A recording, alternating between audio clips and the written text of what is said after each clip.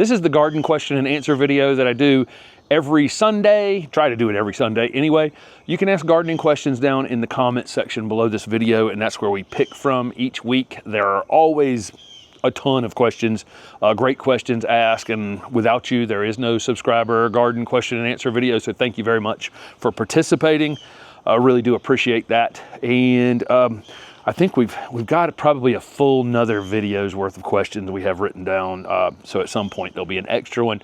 And I usually just kind of hold that back for sometime when we're out of town or, you know, busy or whatever, to have a second question and answer video. Before I get started into some questions, I do want to point out the massive natural disasters. You know, we've seen the flooding in Texas and flooding in New Mexico, flooding in North Carolina, nothing, you know, like those Texas floods that we saw, but the weather has been challenging in some places this summer. So, you know, just thinking about all those folks out there going through those kinds of issues. You know, I'm lucky to be able to sit here and talk about answer plant questions right now. You know, when there's that many people out there that are, you know, have had significant weather related issues happen. We've got, let's see, how many questions? 24 written down for this week. And again, I think there's at least that many more that we haven't answered. There are new t-shirts I've pointed out a few times. There are some a women's shirt that's coming, and for some reason it's not here yet. I thought that I'd be able to show it off by this weekend, or Steph would show it off by this weekend. Got a couple requests for other types of shirts, and we will do that in the future. We'll have long sleeve shirts, tank tops, and other things in the future. Probably even some sort of sun shirt that's, you know, long sleeve, that has the that blocks the sun out as well. We've already priced all those things out just because we just ordered 5 new t-shirts, 6 including the one for the open garden. I've just taken a little bit of a breather in between that. So, but more coming in the future. Okay, let's see. This person has a few hours of morning sun and then shade in the midday, and then afternoon sun. Is this full sun? Not really. I consider full sun to be the time of day that you'd need to make sure you have sunscreen on when you go outside, and that's probably 10 in the morning until, you know, 3 or 4 in the afternoon. You need at least 3 or 4 hours of that to really be full sun. So if you're shade in the middle day and just morning sun and afternoon sun, that's probably part sun, or even potentially shade, but maybe not any of like the big leaf shade plants. That's something you're gonna have to play around with a bit, and it's okay. You know, the nice thing about, you know, so the main ways we can kill plants are go take a plant and put it in an area that stays too wet, or water it to death or something like that, or plant it and then leave on vacation for 10 days and not water it when it's 90 degrees. There's a lot of ways in which we can kill plants. But typically, if we go home and plant one in a little too much sun or a little too much shade, those are adjustable things. You know, you're not typically going to just lose the plant immediately. So when you have situations like this, you may have to play around a little bit with the things. But I'm going to think that's part shade, just direct morning sun and late day sun, and none of that midday direct sun. And then there was. This is 1A and 1B, we'll call it. Somebody had asked about talking about full sun, part shade, and shade plants. Are there factors involved in plant placement? I've talked about in the past, if the plant is part shade to shade, obviously that is not going to be one that's gonna, I mean, the part shade, part sun thing, you know, that middle ground, if it's sun and part shade, it's definitely gonna lean more toward needing sun and not needing deeper shade than just part sun. You know, and if it's part shade and shade, that's probably not one you're going to put out in very much midday sun at all. So there is a difference between part sun and part shade, just in the fact that one is attached to sun and, you know, full sun, and one is attached to shade, if that makes any sense. You know, it's not going to be you're going to be able to take that part sun plant, that part sun to sun plant, and put it in an area that's going to get at least 3 or 4 hours of direct sun. If you go in too deep a shade with it, even if you consider it part sun, it's probably going to stretch some.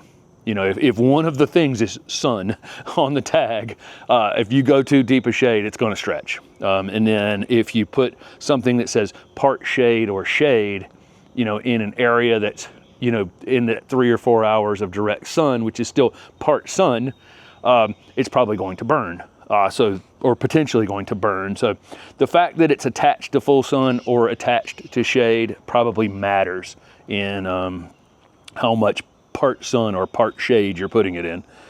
Okay, if a hydrangea paniculata collapses, what is the best way to deal with it? We have that same thing going on. So while all this, you know, there's massive flooding all over the country that, you know, so me complaining that my perennials are being crushed to the ground from a 2-inch rain is minor, you know, absolutely minor. I also have my hydrangea paniculatas are just collapsing from the weight, you know, the water that's in that, in those florets, you know, pulling that plant over and cracking some of the stems on them. There's just not anything you can do, really. You can stake them back up if you want to for the rest of this summer and enjoy the flowers if you wanted to go through all that. But long term, there's probably no damage unless the plant is at a risk of it splitting completely open and breaking from it. Rescue operation would be to take the flowers off of it right now, and then that would prevent that from happening. If you think it's at risk for breaking, cracking down at the bottom of the plant where it could actually kill it, then I would take the flowers off of it. Otherwise, you could just stake them up just a bit, enjoy them the rest of the summer, and then in the winter, nice thing about hydrangea paniculatas is we can start over. I mean, we can cut them down to 24 inches and move on. This person has a skeletonized plant, maybe Japanese beetles. And generally, does a healthy garden have pest problems? How to know when to intervene? Every garden is going to have some pest problems. You know, that's unfortunately, things like grasshoppers, and I think there was a question, I don't know if the grasshopper question, it is on, I'm going to go ahead and do the grasshopper question at the same exact time I'm doing the Japanese beetle question. Japanese beetles and grasshoppers tend to lay their eggs in grassy areas. And so it's really hard to combat the fact that your whole neighborhood is grass. This neighborhood just doesn't have very much turf at all in it. The giant shade trees have kind of shaded it out over time. We don't have any of those big insects that chew on these leafy plants in here like most people do in newer, especially newer neighborhoods, or neighborhoods that are just a few years old tend to have the worst of these problems where the Japanese beetles and, you know, grasshoppers and other things have moved in. Grasshoppers tend to lay their eggs in some sort of thatch area, in turf, or in unkept grassy areas, and then come out and do their damage. There's nothing really to do to stop them. There's healthy plants. Healthy plants can resist things like aphids and mealybugs and spider mites and some of those small, really small creatures that suck the, you know, that suck on the stems. There's some mealybugs on this crepe myrtle right here, but they're no big deal at all. They're not able to really do any significant damage to a very healthy plant in that container. But these bigger things like Japanese beetles and grasshoppers are capable of really doing significant damage to your garden. Fortunately, though, like I say, that is that's you'd have to treat your lawn with some sort of insecticide, and it wouldn't do you any good unless everybody did the exact same thing, which I don't want to do. I don't want to kill every ant and everything else that's out there. So it's kind of a catch-22. You know, it's reducing the lawn, planting some shade trees. It's everybody kind of jumping in and doing some gardening everywhere throughout the whole neighborhood, and that probably will reduce the numbers of some of those larger beetles, grasshoppers, some of those things in the future from being an issue. But to your question about whether healthy gardens have pest problems, they'll have a few. You know, I just took some mealybugs off the back of that crepe myrtle. And if you went through this garden, we could probably find a few things. I'm never going to intervene in that.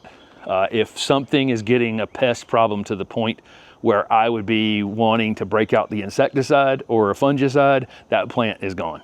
That's my rule. I don't want to disrupt every other thing that's happening in this garden you know, by spraying for one thing on one plant when I can just erase that plant. I haven't had to do that. Weirdly, I hadn't done that. Maybe.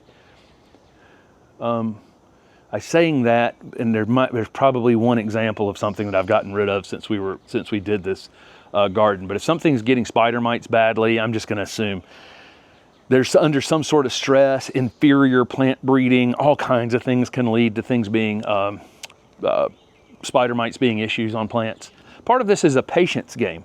The pest is going to show up before the solution shows up. Why would something that eats aphids be in your garden if you don't have any aphids? So you almost need to have plants in your garden that are susceptible to some of those chewing insects in order to get the birds and spiders and whatever else comes along and eats those things. So keep that in mind.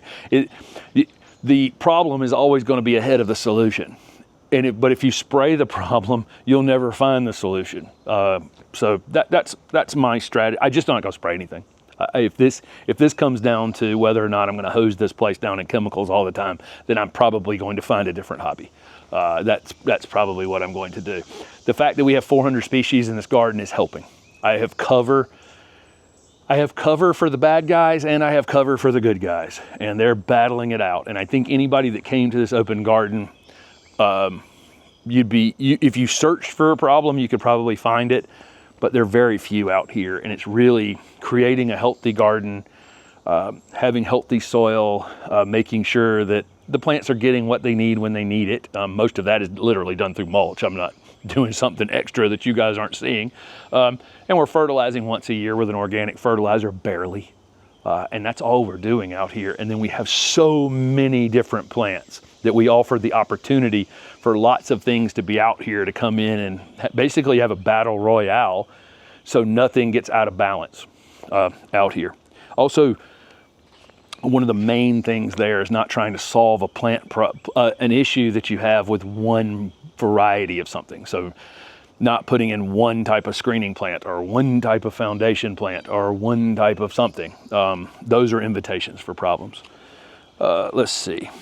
Because the beneficial insect may live on something else that typically grows with that plant. Okay. Are there any particular plants that attract beneficial insects, thus decreasing pests? So kind of a similar question. I don't do that. I think gardening is complicated enough without then having a list of, if you plant basil, you should plant this because this has this and that has that, those companion planting things. Again, I think gardening is complicated enough without introducing a whole nother list of things that a person could do to have, if I invite this beneficial, it'll take care of that pest kind of thing with these companion plantings and, plant lots of things. Plant lots of things you enjoy. Try to find things that I haven't shown on my channel. Try to find interesting things. The more things you add, the more you keep the ground covered, the more you keep the moisture even in the soil, the more opportunity you will have to have both beneficial insects and, some bad guys are going to come out there, some things that will chew on your plants. I don't mind any of that. As long as that battle royale is not, making the garden look awful, which it doesn't here, then I'm fine with it.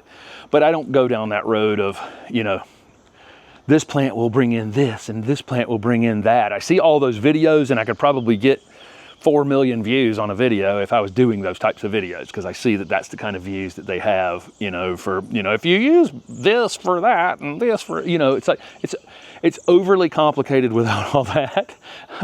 Really, keep your soil in good shape and plant lots of different things that you enjoy in your garden. And it may take time to create that balance and find that balance, but you will.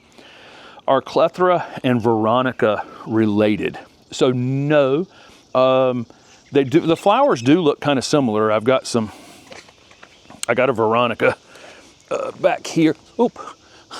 There is a baby rabbit was right behind me and it just popped, is right there. Okay, that's kind of fun. So that's a Veronica that's, what is that one called? Blue, Moody Blues. Dark Moody Blues, I think, is this one. It's a really good one. Great. It's flowered since the day it went in the ground 3 months ago. And it does have a flower cluster similar to Clethra. Clethra is a shrub that's just starting to bloom now that's native to the southeast. But they're in different plant families. Clethra is in the Clethra family. And I think Veronica is in the, what is it, in the Plantaginaceae. The Plantaginaceae. It's an easy one to say, right? It just rolls off the tongue. Plantaginaceae. I'm pretty sure. I'm hoping that I'm not going to find out that it's not when I finish this video, but I'm pretty sure that that's what Veronica is in. What is my preferred container soil mix? So most of the time I'm just using pine bark and some compost, and that really works well for me overall. You can use obviously peat-based mixes and coconut coir and all those, you know, all those kinds of things. And there's a lot of, you know, that what bothers me about, there's several things that bother me about coconut coir, and I'm going to say them while I just threw that out into the world. Number one, it is not an environmental sustainable solution to peat moss. So people don't want peat moss dug out of the ground because it's stored carbon, right? So it's taking carbon that's being stored in the ground and putting it, you know, in our containers and that kind of thing, and then it gets broken down and then released. You know, it's basically currently stored carbon in the ground that we're then really, you know, putting out into the atmosphere ultimately. So this, you know, we're going to use coconut coir instead. Well, the coconuts come from the tropics, where this coconut material, this coconut husk material is dried out, cut up, wrapped in plastic, you know, dehydrated, wrapped in plastic, and shipped across the ocean to a garden center where you buy it and then rehydrate it and then use it in a container. There's no possibility that that's more environmentally sustainable. To me, it's nonsense. And then there's chemicals used on those trees as well. So I have a lot going on there, a lot to unwrap with the coconut coir. So I try to use things that I can get here in the southeast if I can. And those things are going to be compost, which could be composted leaves and grass clippings and, you know, all the things that you could compost. And then using some pine bark, which is the, you know, the part of the pine tree that we don't use, and making lumber to build houses and that kind of thing, which is completely replantable here in the southeast and can be regrown. So it's a renewable thing. I use more pine bark in the pots that need more drainage. So I've got a lamandra down here at my feet that will be in a gold foliage video coming up. That thing really needs to have sharp drainage. I mean, water needs to really fall through there. It's an Australian native, so it needs to really dry out. This crepe myrtle would prefer a little more consistent moisture through the season. So it's in a more compost heavy mix, if that makes any sense. But I went just pointing out some problems with some of the other things, and then, you know, people telling me that coconut is the solution to peat moss. I don't believe that. Okay, let's see. Do you have any Gaura? Yes, we have that Beliza series, one called Dark Pink, that's out in the front garden. I love Gaura. They underperform in this garden. I think I have the garden a little bit too much organic material out here. So some perennials love it. That Veronica has literally not stopped blooming for 3 months. I've got Phlox paniculata back here that I don't know that you can see, that's just absolutely on fire back here blooming. Agapanthus love it. Lots of these perennials love it. A few don't. And I think Gaura has been ultimately one of the ones that is so easy to grow in so many gardens. And I've always had no problem at the old house just growing these big, giant, beautiful Gaura, but I think maybe I have too much organic material in this particular garden for it. That's okay. Can't grow everything. What I've done is I've tried to meet the middle ground where I can grow lots of things. That's going to then mean you're going to exclude some things from being able to be grown well in your garden. Okay, I'm on number 8. Don't know how long we've gone. This person has privet and pin oak saplings invading their lawn from the woods. Can they mow it low? Will that work, or pull them? Unfortunately, yeah, you got to mow them. And also that privet. Some of these things, like I always see Japanese maple seedlings like this on just green Japanese maples that seed themselves into lawn.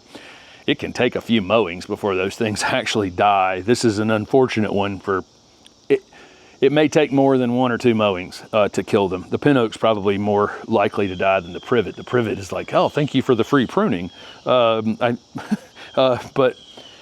Yes, mowing them is probably the only thing that you can do. And you can pull them as well, but I like to pull as few weeds as possible, because every time you pull a weed, you're pulling soil out of the ground. And that soil has weed seeds on it. So I feel like every weed that gets pulled, I'd like to prevent as many as I possibly can by having my mulch cap out here. The lawn is unfortunately not a great mulch cap, because everything's digging out there in it and, you know, breaking the barrier.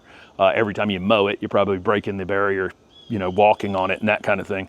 But these, and some seeds will just germinate right on the top, especially in that you almost have the perfect layer with that dead grass layer. You know, that thatch layer that's at the bottom of the grass is almost the perfect place for things to germinate in, because it's going to stay consistently moist and all the things a seedling would need. But yeah, mowing is really the only thing you can do. Let's see. So this person's in Utah and has a rosemary that's been getting too much water. They have an HOA, and so the sprinkler is running on the grass and anything adjoining that. They want to replace it with a fragrant plant that tolerates clay and high moisture and 5 months of 100-degree temperatures. You know, all of your native plants to that area have kind of been taken away from you with that irrigation. As soon as you start irrigating, you know, a lot of the native plants from the, you know, from the desert are going to be, you know, are not available. You know, once you start watering something as much as this rosemary has been watered. If the rosemary is having a problem, because it's a Mediterranean plant, if it's being overwatered, certainly all the natives from your desert area are going to be too much. So I probably maybe not going to worry about the fragrance as much, and maybe go with some salvias, because there are some salvias that will tolerate, lots of salvia that will tolerate that 100-degree heat without any problems, and bring in pollinators and handle the irrigation water as well. So those, you know, that combination I think is probably, that's probably the way I'm going to go, is using some salvias or some other mint family members like agastache you could try, and you know, anything in that group is probably going to be adaptable to temperature and, you know, the fact that it's getting water from the turf, which is not ideal. But unfortunately, you kind of remove the natives as soon as you start irrigating, you know, in the desert like that. This person has a red twig dogwood gradually cut to plant base.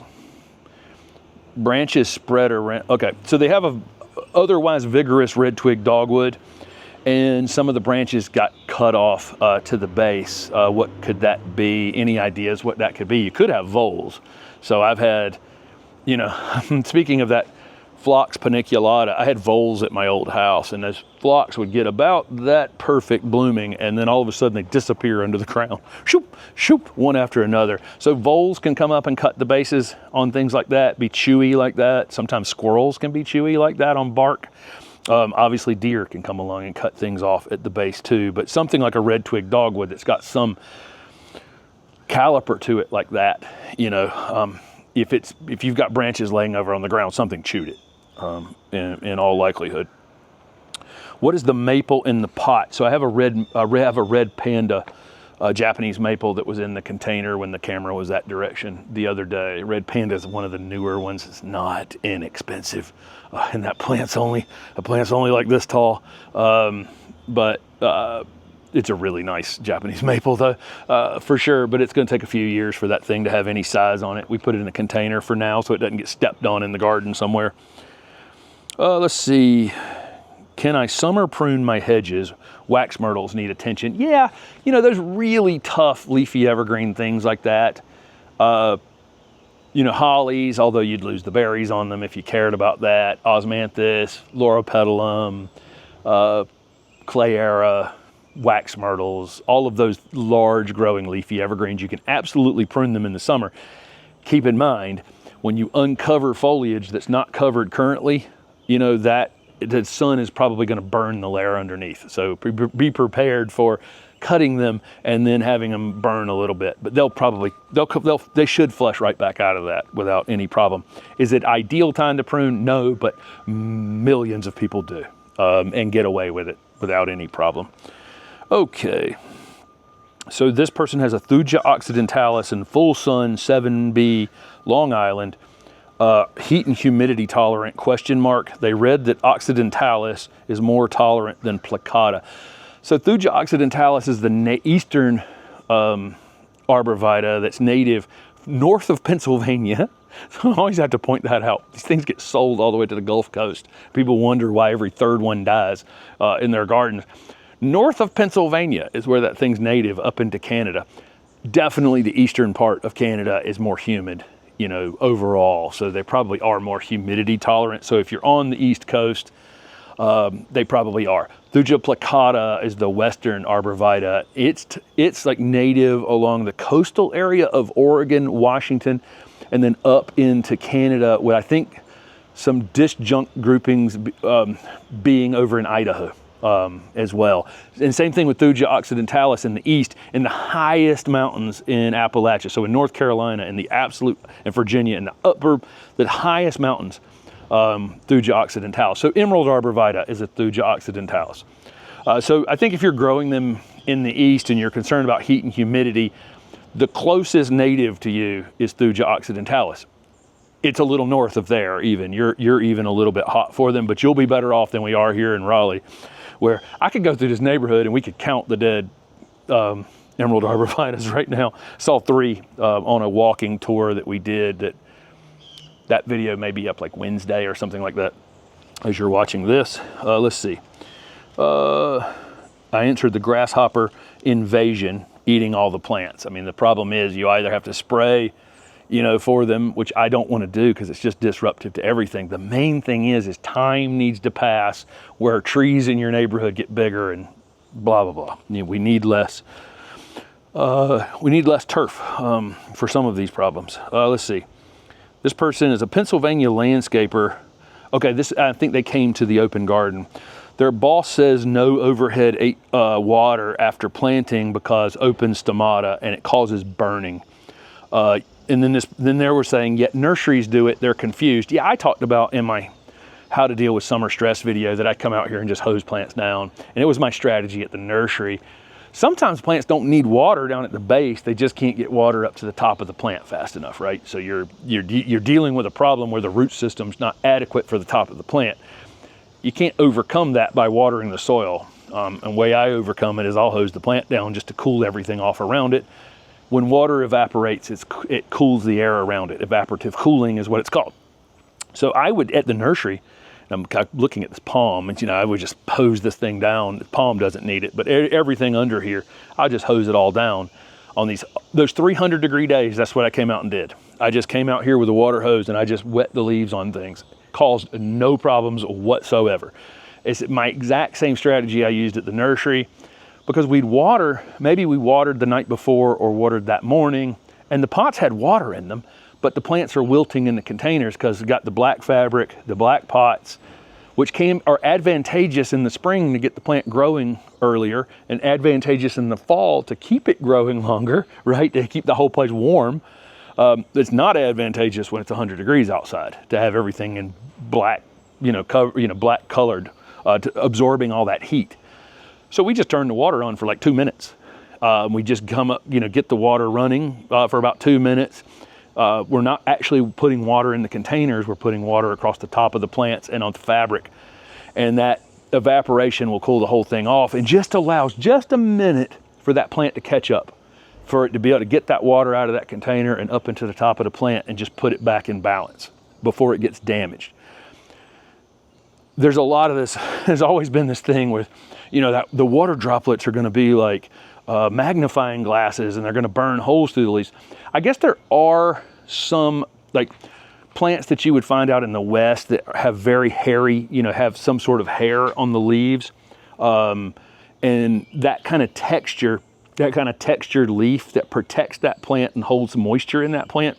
If the water droplet is sitting off of the leaf on those hairs that are on the, that are surrounding that leaf, I understand that those are the leaves that could potentially be damaged. So if you have things in the garden that are hairy like that, those things, that water droplet sitting off the leaf, that light can be amplified and burn the leaf. But We get thunderstorms virtually every afternoon here. In August, normally, we're getting them earlier this year than we normally do. We always get thunderstorms, but we're getting the daily thunderstorms like we normally get in August right now.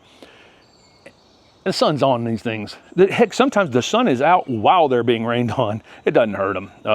You know, I think that's one of those just overblown kind of things. It works to cool the plants off. I just talked a lot about that. Okay. Is hot afternoon sun too much for dwarf hinoki cypress? Sun from 1 to 4 o'clock. So that's that full sun time I'm talking about. They didn't give the zone. They have VT in their handle, so I'm thinking that it might be in Vermont. So if you're in Vermont, I don't think you're going to have a problem putting your hinoki cypress out in the full sun.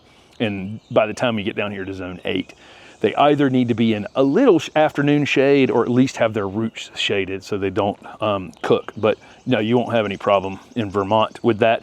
That's another thing. Make sure you're putting your zone, even if it seems irrelevant, sometimes it's helpful because the answer to the question may be helped by your zone, or it might make me think of something else about, you know, something may be different in a different zone.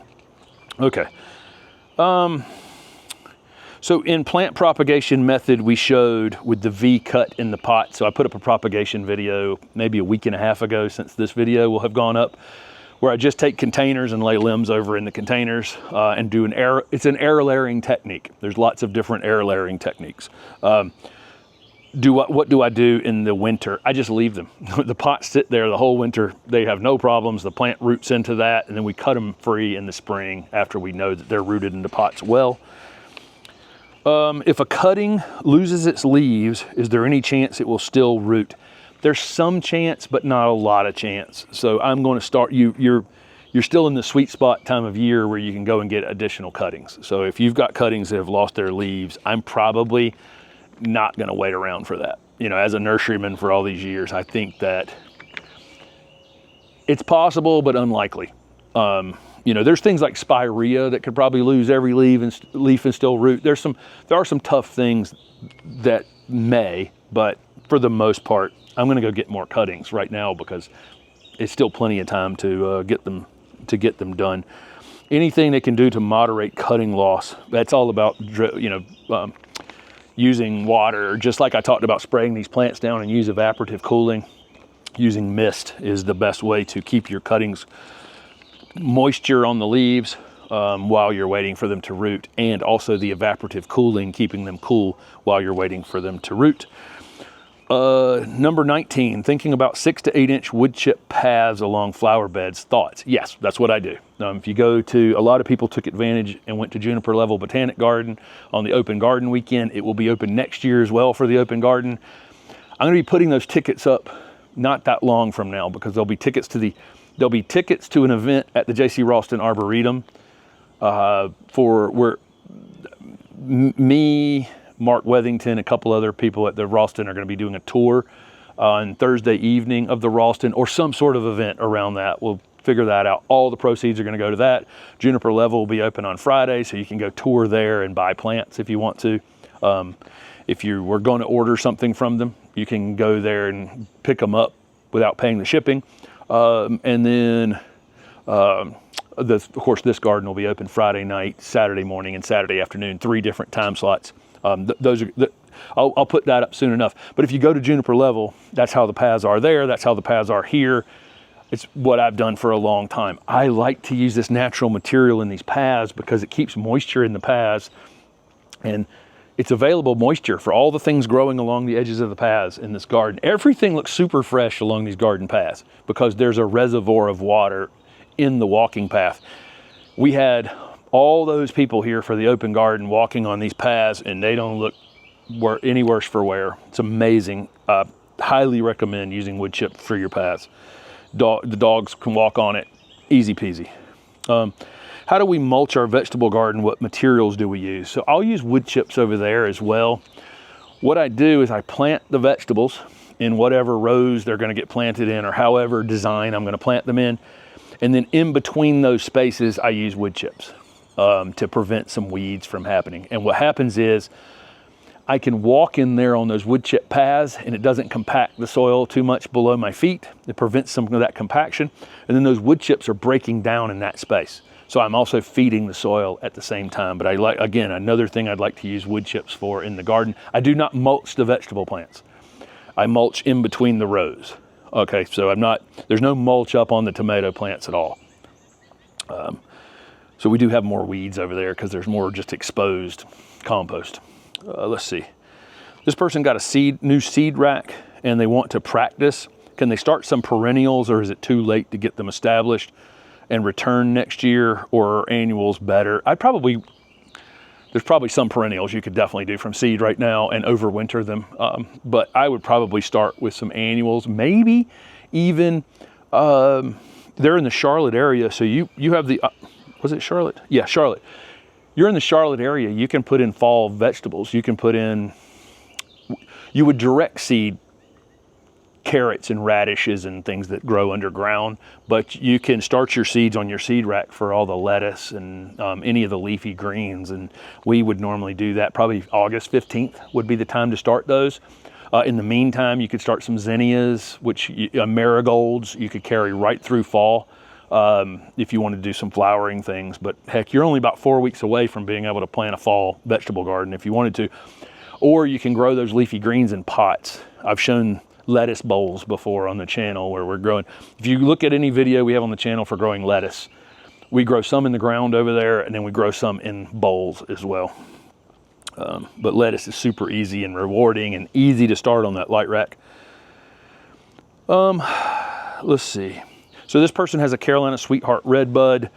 The top of the plant's dead for whatever reason. It's leafed out along the stem above the graft. Should the top part be cut out? Yeah, I'd go ahead and cut the top part out if you know it's dead by July, right? It's going to take a minute probably to put that tree back into some sort of condition that looks normal again. You can try staking up a new leader just a little bit. I don't know how pliable those new pieces are that are on the side of it. There are times when I would say give up. I mean, there are, if you're standing there looking at that thing going, there's no way I'm going to stake up a new leader or figure out how to get more height out of this thing.